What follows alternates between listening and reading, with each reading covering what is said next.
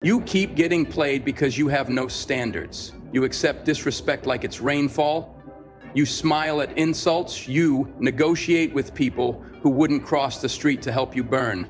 And then you wonder why your life feels like a battlefield where you're always losing. Stop wondering. You're losing because you've trained the world to treat you like a doormat. Every time you say yes when you mean no, you teach people your boundaries are suggestions. Every time you tolerate what you should reject, you advertise your weakness. Every time you accept less than you deserve, you become less than you are. The ancient Stoics understood something modern men have forgotten. Respect is not given freely. It's earned through standards that cannot be bent, broken, or bought. Marcus Aurelius didn't negotiate with weakness in himself or others. Epictetus didn't smile politely at those who tried to diminish him. They built walls around their dignity and defended them with the ferocity of lions. You have no walls. You have no gates. You have no guards. Instead, you have excuses. I don't want to hurt anyone's feelings. I don't want to cause drama. Maybe they didn't mean it that way. These aren't virtues. They're the whispers of a man who fears his own power. Nature punishes the unprepared. Society devours the soft. The world doesn't respect what you won't protect. If you will not establish standards for how you're treated, others will establish standards for you. And they will not be standards that serve your strength. Step 1, define your non-negotiables. A man without standards is a ship without an anchor, at the mercy of every current, every storm, every shifting wind.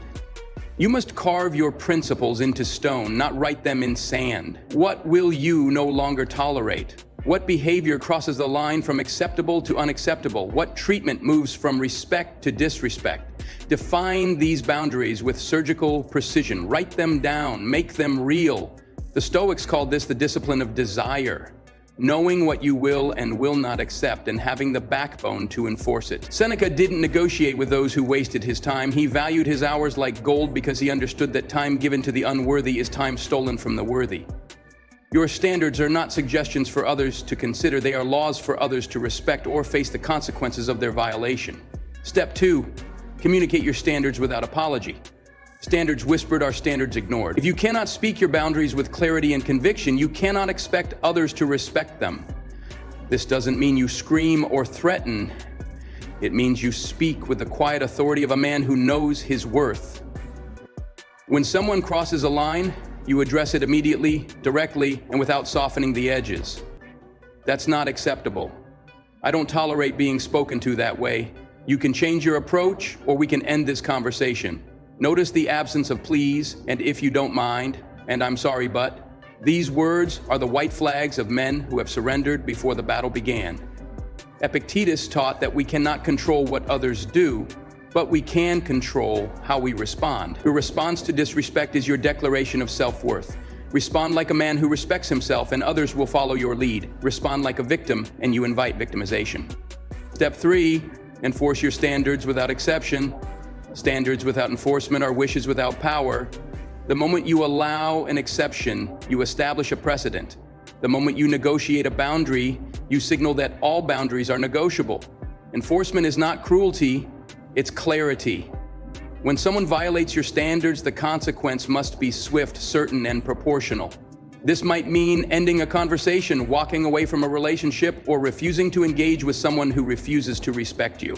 The weak man fears being called harsh. The strong man fears being called weak. Choose your fear wisely. Marcus Aurelius wrote, "Never esteem anything as of advantage to you that will make you break your word or lose your self-respect." Every time you fail to enforce your standards, you lose a piece of your self-respect. Every compromise on your principles is a withdrawal from your personal power account.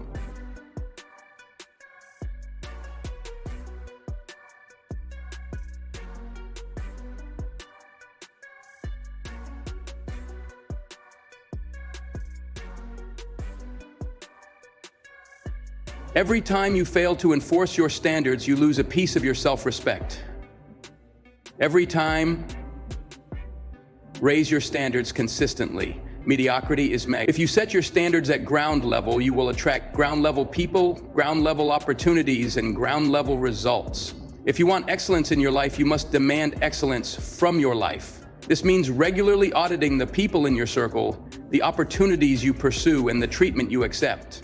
Are they aligned with the man you are becoming, or are they remnants of the man you used to be? The Stoics practiced negative visualization, not to be pessimistic, but to appreciate what they had while maintaining the strength to lose it if necessary. Apply this to your relationships and commitments. Could you walk away if your standards were violated? If the answer is no, you've found your weakness. Raise your standards for how you spend your time. Raise your standards for how others speak to you. Raise your standards for the quality of work you produce and the character of people you invest in. High standards are not about being difficult, they're about being intentional. Step 5, accept the cost of having standards. Standards come with a price. Some people will leave your life, some opportunities will pass you by. Some relationships will end because they were built on foundations of disrespect that you will no longer tolerate. Pay this price gladly. The man who stands for nothing falls for everything. The man who tolerates everything respects nothing.